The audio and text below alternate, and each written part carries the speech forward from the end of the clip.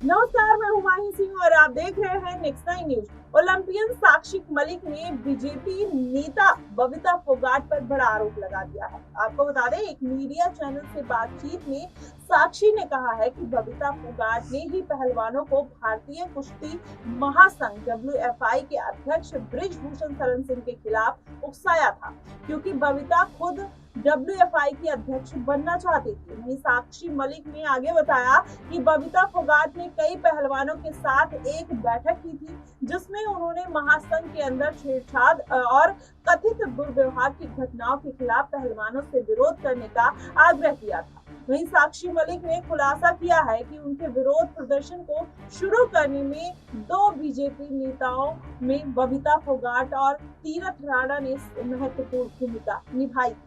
साक्षी के अनुसार इन नेताओं ने हरियाणा में विरोध प्रदर्शन की अनुमति दिलाने में मदद भी की थी।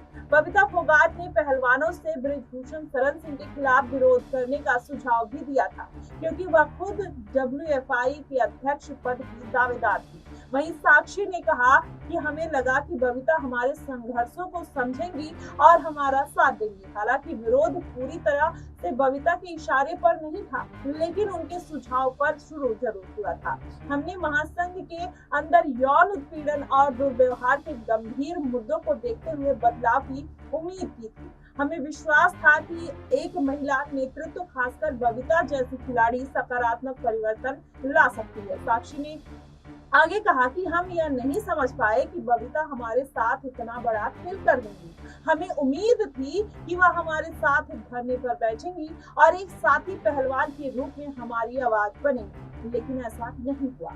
गौरतलब है कि भारतीय जनता पार्टी के पूर्व सांसद ब्रिजभूषण शरण सिंह पिछले साल ही कई महिला पहलवानों ने यौन उत्पीड़न का आरोप लगाया था, जिसके खिलाफ पहलवानों ने लंबे समय तक धरना भी दिया, जिसके बाद दिनेश फोगाट सबसे ज्यादा चर्चाओं में रही। जी हाँ, आपको बता दें, कैसरगंज सीट से जब लोकसभा चुनाव में ब्रिजभूषण शरण सिंह का टिकट काट दिया तो सबसे ज्यादा खुश साक्षी मलिक और ब्रिजभूषण शरण सिंह के टिकट कटने से दिनेश फोगाट नजर आई थी। इसके बाद अब फिर से ये कहा जाने लगा है कि दिनेश फोगाट हरियाणा के चुनावी मैदान में इसी वजह से उतरती हैं, जुलाना सीट से वो प्रत्याशी बनती हैं और जीत भी दर्ज कर लेती हैं। अब ऐसे में माना यह जा रहा है कि दिनेश फोगाट की बड़ी जीत थी, क्योंकि ब्रिजभूषण शरण सिंह जिस तरीके से हरकतें कर रहे थे और जिस तरीके से पूरी दावेदारी चल रही थी, अब ये भारतीय जनता पार्टी की तरफ से अलग आरोप लगाए जाते हैं, कांग्रेस पार्टी की तरफ से अलग आरोप लगाए जाते हैं, और साक्षी मलिक ने जब इतने दिन बाद ऐसे बयान दिए हैं तो कहीं ना कहीं इस पर भी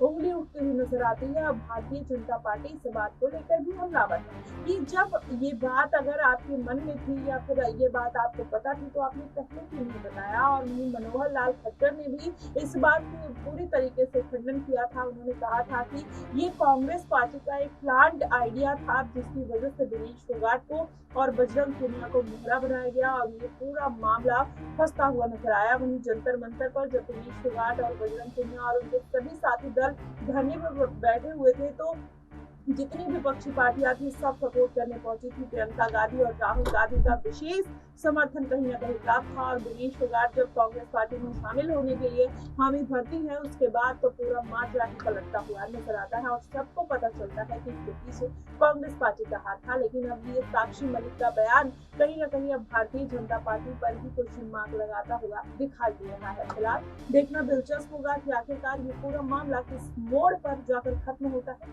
आपको क्या कुछ लगता है, कमेंट बॉक्स में जरूर बताएगा। फिलहाल के लिए बस इतना ही। देश और दुनिया की तमाम खबरों के लिए हमारे साथ बने रहिएगा। नेक्स्ट में